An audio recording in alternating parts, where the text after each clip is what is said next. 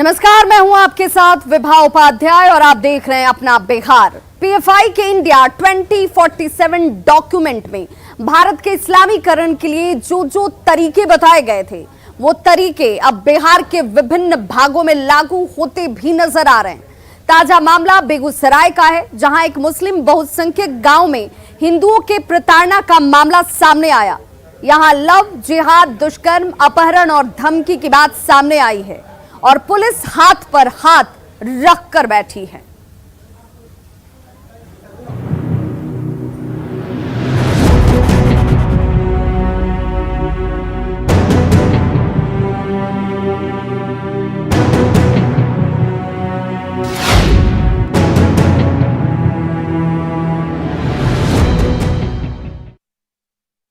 तो इलाका बेगूसराय का, जहां एक बार फिर जबरन धर्मांतरण सहित लव जिहाद से जुड़ा हुआ मामला सामने आ रहा है। मामला सिंघौल थाना क्षेत्र का है।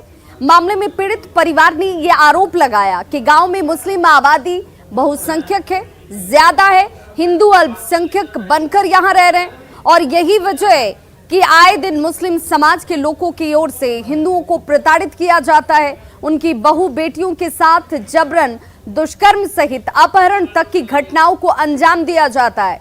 इस मामले में पीड़ित परिवार ने स्थानीय प्रशासन पर भी लीपापोती का आरोप लगाया। पीड़ित परिवार ने ये आरोप लगाया कि गांव के मोहम्मद जाहिद, मोहम्मद शाहिद और मोहम्मद अरमान ने उनकी बहू और पोती के साथ दुष्कर्म की घटना को अंजाम दिया और घर के लोग कुछ भी नहीं कर पा रहे हैं। नाग पंचमी की रात तीनों आरोपियों ने उनकी पत्नी और बेटी को जबरन घर से उठाया, बलात्कार की घटना को अंजाम दिया गया। इन लोगों को जबरन धर्मांतरण के लिए दबाव दिया जा रहा है। जब बात थाने पहुंचती है शिकायत करने के लिए, महिला थाने सिंघौल तक आरोपी को लेकर पीड़ित पक्ष पहुंचा तो आरोपियों के ही दबाव में आकर उल्टे पीड़ित परिवार के ऊपर मामला दर्ज करवा दिया जाता है। स्थानीय प्रशासन से न्याय की उम्मीद लगाए पीड़ित परिवार अब थक हार कर न्याय के लिए न्यायालय की शरण में चले गए हैं। न्यायालय का दरवाजा खटखटाया जा रहा है। सुधीर शाह, पीड़ित परिजनों ने आरोपियों के विरुद्ध न्यायालय में मामला दर्ज करवाया है।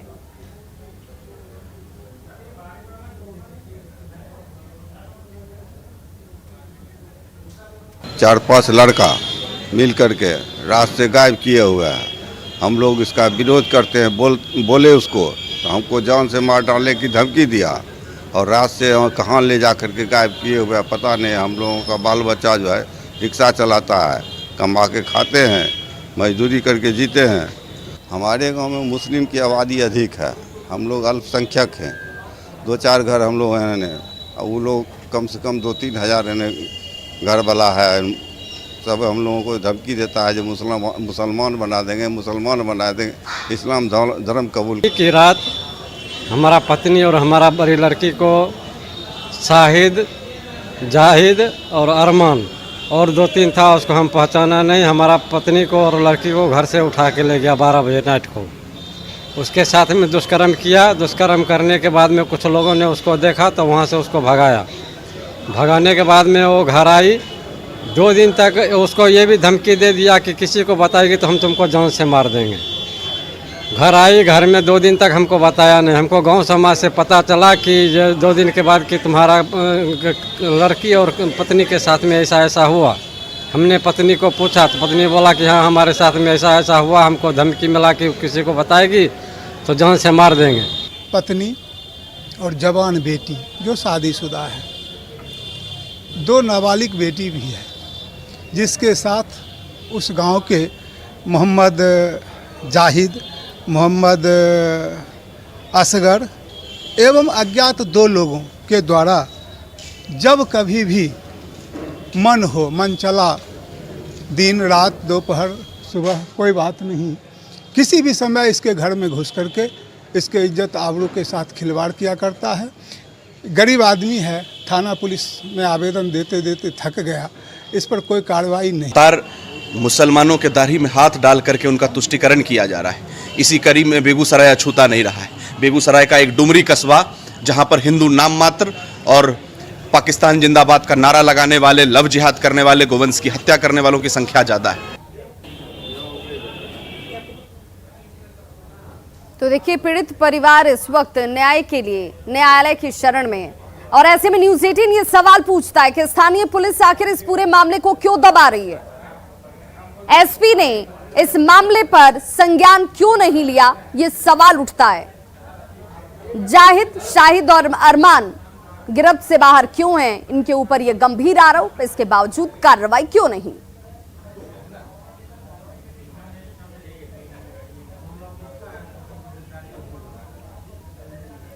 तो जिस लव जिहाद को लेकर के तमाम सवाल उठ रहे हैं, ये लव जिहाद आखिर है क्या। इस्लाम में गैर मुस्लिमों के धर्मांतरण के लिए एक तरह का ये जिहाद है और इस लव जिहाद में धर्मांतरण के लिए प्रेम का ढोंग रचाया जाता है। दूसरे धर्म की लड़कियों को प्रेम जाल में फंसाकर उनका धर्म बदलवाया जाता है, धर्मांतरण कराया जाता है। केरल में लव जिहाद का पहला मामला सबसे पहले सामने आया था। निकाह से पहले अखिला ने धर्म बदलकर अपना नाम हादिया रख लिया। अखिला के माता पिता ने इसके खिलाफ केरल हाई कोर्ट में याचिका दी और यह आरोप लगाया गया माता पिता की तरफ से कि आईएसआईएस में फिदायीन बनने के लिए उनकी बेटी का सहारा लिया गया। 25 मई 2020 को केरल हाई कोर्ट की तरफ से हिंदू महिला अखिला की शादी को रद्द कर दिया जाता है और इसके बाद अखिला उर्फ हादिया के पति ने हाई कोर्ट के फैसले को सुप्रीम कोर्ट में चुनौती दी। सुप्रीम कोर्ट ने मामले की एनआईए से जांच के आदेश दिए थे। अब जरा ये जान लीजिए कि बेगूसराय, जहां से ये मामला एक बार फिर से सामने आ रहा है, वो मामला आखिर है क्या। सिंघौल थाना क्षेत्र में लव जिहाद और जबरन धर्मांतरण का मामला सामने आ रहा है। गांव में मुस्लिमों की आबादी ज्यादा है और यानी सीधे तौर पर हिंदू अल्पसंख्यक बनकर यहां रह रहे हैं। गांव की मुस्लिम आबादी पर हिंदुओं के उत्पीड़न का आरोप लगा है। पीड़ित परिवार ने बहु बेटियों के अपहरण और दुष्कर्म का आरोप इनके ऊपर लगाया है। नागपंचमी की रात, जिस दिन का जिक्र किया जा रहा है कि नागपंचमी की रात 3 आरोपियों ने पीड़ित की बहू और पोती से बलात्कार किया, यानी उनके साथ दुष्कर्म की घटना को अंजाम दिया जाता है। बलात्कार के बाद आरोपियों ने उनका अपहरण कर लिया और धर्मांतरण के लिए उनके ऊपर दबाव डाला जाने लगा। गांव के मोहम्मद, जाहिद, शाहिद और अरमान, ये वो 3 नाम हैं जिनका जिक्र इस पूरे मामले में सामने आ रहा है और इनके ऊपर ही अपहरण और दुष्कर्म के आरोप लगे हैं। पीड़ितों ने स्थानीय पुलिस कार्रवाई नहीं कर रही है, दबाव में काम करती है, यह आरोप सीधे तौर पर स्थानीय पुलिस प्रशासन पर लगाया। पीड़ितों ने पुलिस पर मामले की लीपापोती का गंभीर आरोप लगाया है। सिंघौल थाना पुलिस में आरोपियों ने पुलिस पर दबाव बना दिया और पीड़ितों के ऊपर ही मामले को दर्ज करा दिया जाता है। पुलिस से निराश पीड़ितों ने आरोपियों के लिए न्यायालय में केस अब दर्ज कराया है। अब जरा ये जान लीजिए कि पुलिस प्रशासन पर यह गंभीर आरोप क्यों लग रहे हैं, क्योंकि सिंघौल पुलिस ने मामला दर्ज नहीं किया और इसीलिए सवाल उठता है कि आखिर सिंघौल पुलिस ने इस पूरे मामले को लेकर क्यों नहीं दर्ज किया केस। इतने गंभीर मामलों में पुलिस की लापरवाही क्यों है। पीड़ितों को क्यों न्यायालय का, कोर्ट का दरवाजा खटखटाना पड़ा। पुलिस दोषियों पर कोई कार्रवाई क्यों नहीं कर रही है, ये वो सवाल है जिनके जवाब अधिकारियों को देने होंगे। क्यों बलात्कार और अपहरण के दोषी गिरफ्तार नहीं किए जा रहे हैं। क्या किसी के दबाव में स्थानीय पुलिस प्रशासन इस वक्त काम कर रही है। दोषी पुलिस वालों पर क्यों कार्रवाई नहीं होती है, जिससे कि इनका मनोबल इस कदर ऊंचा उठा हुआ है कि ऐसे आरोपियों के ऊपर भी कार्रवाई करने से पुलिस टाल मटोल का रवैया अपनाती है। सवाल यह भी उठता है कि क्या आबादी बढ़ेगी तो मनमानी करने लगेंगे। घटनाओं के आने के बाद ये सवाल बहुत लाजमी हो जाते हैं। सिंघौल में मुसलमानों पर बलात्कार और अपहरण के साथ जबरन धर्मांतरण का गंभीर आरोप लगा है। गांव की बहुसंख्यक मुस्लिम आबादी पर अल्पसंख्यक हिंदुओं की प्रताड़ना का गंभीर आरोप लगा है। और ऐसे में जरूरी है कि गांव में हिंदू परिवारों को पूरी सुरक्षा प्रदान की जाए और पूरे मामले की निष्पक्ष जांच कराई जाए। दोषियों को कड़ी से कड़ी सजा दी जानी चाहिए और इलाके में कानून का राज कैसे सुनिश्चित किया जाए, ये देखना बेहद महत्वपूर्ण है। दोषियों को कड़ी से कड़ी सजा दी जाए और आबादी के लिहाज से अगर आप बहुसंख्यक हो जाते हैं तो क्या आप अल्पसंख्यकों के अधिकारों का हनन करेंगे, उनके साथ इस तरह का बर्ताव करेंगे? और क्यों जिला प्रशासन इसे लेकर टाल मटोल वाला रवैया अपना रही है? पीड़ित परिजनों की तरफ से मामला दर्ज कराने की जब कोशिश की गई तो कार्रवाई क्यों नहीं हुई? ये तमाम सवाल इस वक्त हैं जिनके जवाब अधिकारियों को देने होंगे। संवाददाता संतोष हमारे साथ इस वक्त सीधे फोन लाइन पर जुड़ गए हैं।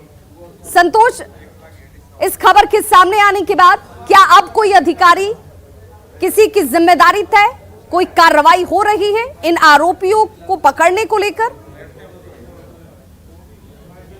जी, निश्चित रूप से ऐसा कहा जा सकता है, क्योंकि ये बड़ा मामला है, लेकिन अभी तक जो है इस पर किसी भी प्रकार की कार्रवाई न होना। हालांकि हमने प्रशासन से बात करने की जरूर कोशिश की थी, लेकिन उन्होंने जो है पूरी अनिर्भिकता ही अभी दिखाई है। और प्रशासन के द्वारा ये कहा जा रहा है जो पीड़ित जो है जिसने आरोप लगाया है उसकी पत्नी के द्वारा उसी पर उल्टे केस किया गया। हालांकि जो पीड़ित है उनका कहना है जो पत्नी पर फिर वही 3 जो मुस्लिम लड़के हैं उनके द्वारा दबाव बनाकर उल्टे केस करवाया गया था।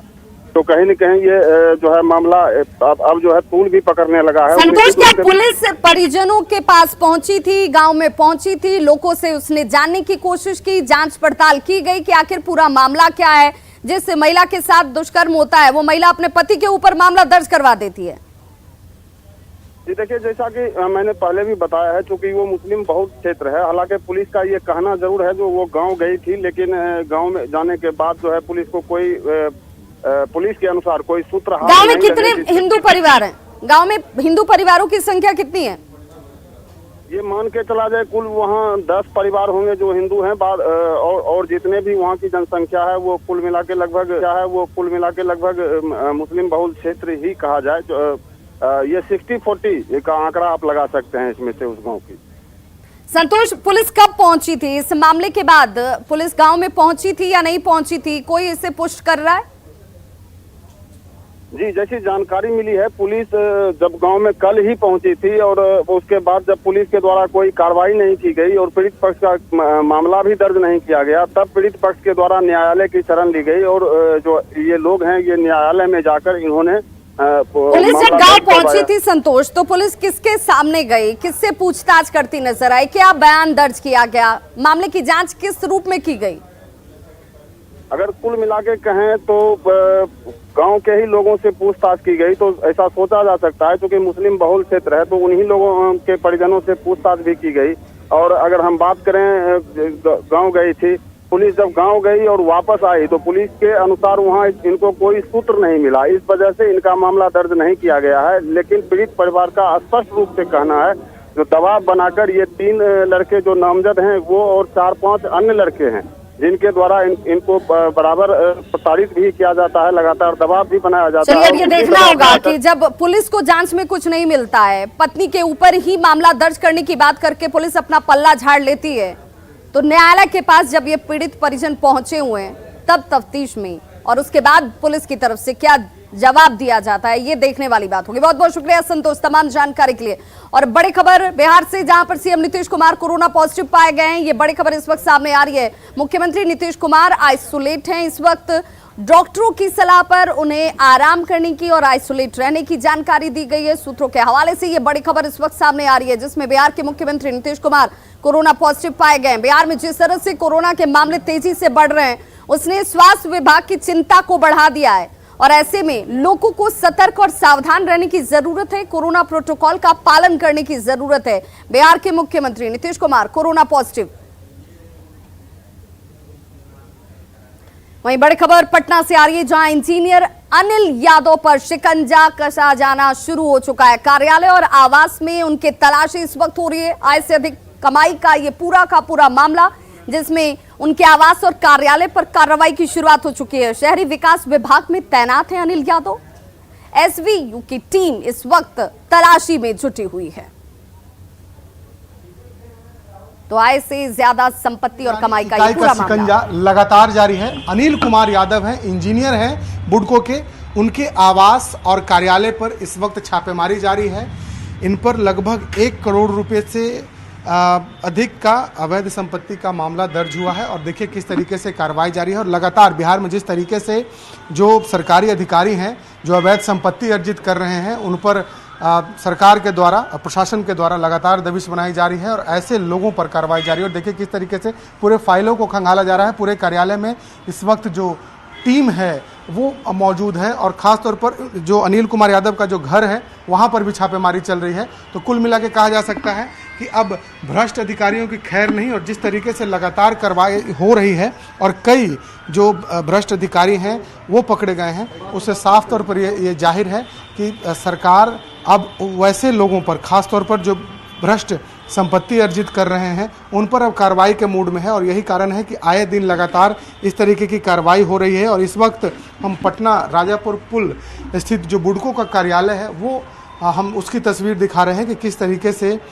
यहाँ पर स्पेशल विजिलेंस यूनिट की जो कार्रवाई है वो इस वक्त जारी है। और ख़ास तौर पर जो टीम के जो जितने अधिकारी हैं, मेंबर हैं, वो इस वक्त यहाँ मौजूद हैं।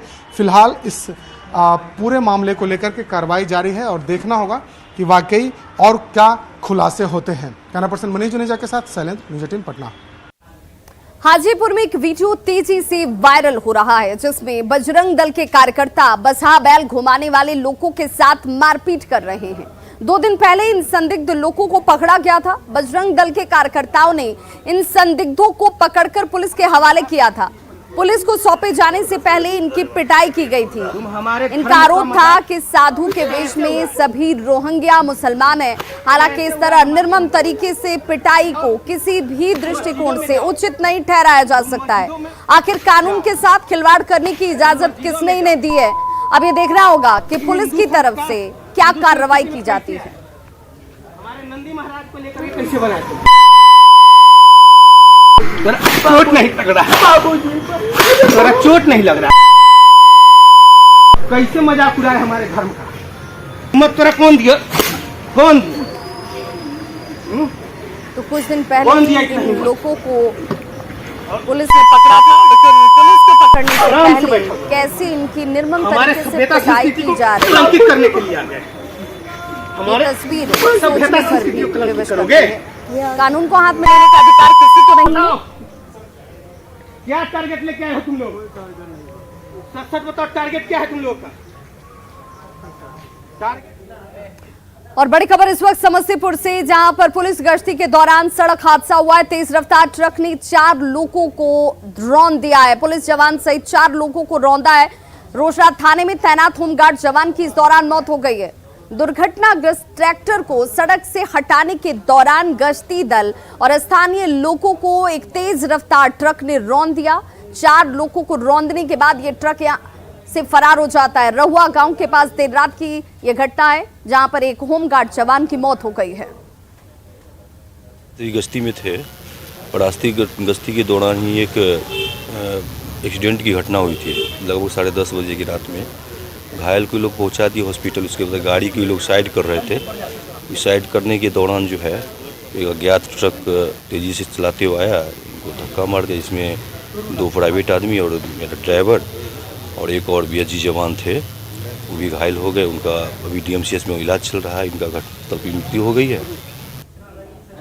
लखीसराय के बढ़ैया में रहस्यमय बीमारी से एक सप्ताह में परिवार के 3 लोगों की मौत हो चुकी है। वहीं एक अन्य महिला का इलाज इस वक्त पटना के एक निजी अस्पताल में चल रहा है। सूचना मिलते ही रेफरल अस्पताल बढ़ैया की टीम मौके पर पहुंचकर जांच में जुट गई है। मलेरिया या फिर टाइफाइड की आशंका जाहिर की जा रही है। हालांकि एक सप्ताह में 3 लोगों की मौत को लेकर गांव के लोगों में डर और भय का माहौल बना हुआ है। अभी जिसका रिपोर्ट देखे हम लोग, सबका हीमोग्लोबिन कम है। हाँ, इन्फेक्शन ज़्यादा है, जॉन्डिस भी 2 को है। हाँ, तो 2 का रिपोर्ट देखने से तो यही लग रहा है। अब आगे क्या कैसे क्या है, कल टीम आती है तो उसके हिसाब से। आज करगिल विजय दिवस है और देश भर में इस दिन को धूमधाम से मनाया जा रहा है। इस दिन करगिल के शहीदों को याद किया जा रहा है। रक्षा मंत्री राजनाथ सिंह ने इस अवसर पर नेशनल वॉर मेमोरियल में करगिल के शहीदों को श्रद्धांजलि दी। आज से 23 साल पहले 26 जुलाई के दिन भारत के वीर सैनिकों ने देश के लिए अपनी जान की कुर्बानी देकर पाकिस्तानी घुसपैठिए, आतंकवादी और सैनिकों को करगिल से खदेड़ दिया था। उन्हीं की याद में हर साल 26 जुलाई को वीर गति को प्राप्त होने वाले वीर सपूतों को याद करते हुए विजय दिवस मनाया जाता है। आज का दिन ऑपरेशन विजय की सफलता का प्रतीक माना जाता है। तो खबरों का सिलसिला लगातार जारी है। आप देखते रहिए न्यूज़ 18 बिहार झारखंड। यहाँ खबरों का सिलसिला कभी नहीं थमता।